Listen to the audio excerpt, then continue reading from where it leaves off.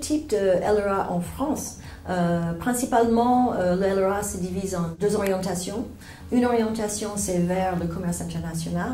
Souvent, c'est intitulé Affaires et commerce. Et l'autre orientation, c'est traduction spécialisée, comme ici à Évry. Le programme va comprendre des cours plutôt linguistiques, avec une part importante de traduction. Traduction classique, termes et versions, donc écrit, traduction orale aussi, traduction audiovisuelle aussi, donc du sous-titrage, adaptation, voire du doublage.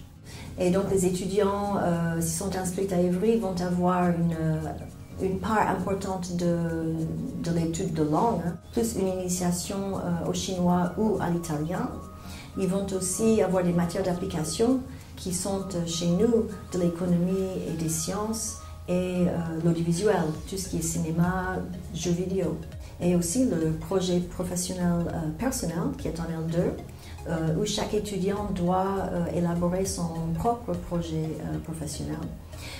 Et aussi, il y a un stage obligatoire de 6 semaines en L3, et ce stage peut être effectué à l'étranger. Vraiment, l'Université Paris-Saclay a un programme qui est exactement en phase avec les attentes du Centre de traduction de l'Union européenne. Donc pour moi, c'était vraiment parfait.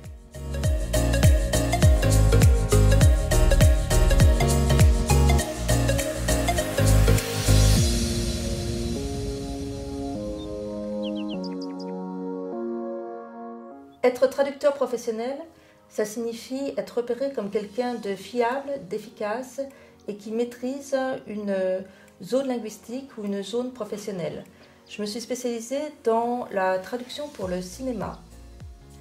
Il y a différentes écoles de traducteurs, il y a différents modèles de professionnels de la traduction. Moi, j'appartiens à ceux qui sont intuitifs, c'est-à-dire que je lis un texte dans une langue et je peux le taper littéralement au même rythme, comme si je le recopiais dans une autre langue.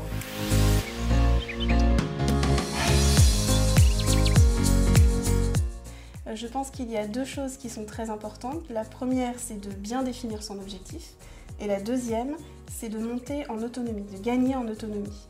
Définir son objectif, pourquoi? Parce que dans cette filière en particulier, qui est très ancrée dans l'univers professionnel, à partir de la fin de la deuxième année de licence, tous les projets qui sont montés et réalisés dans le contexte des études vont permettre à l'étudiant de construire un domaine de spécialisation linguistique.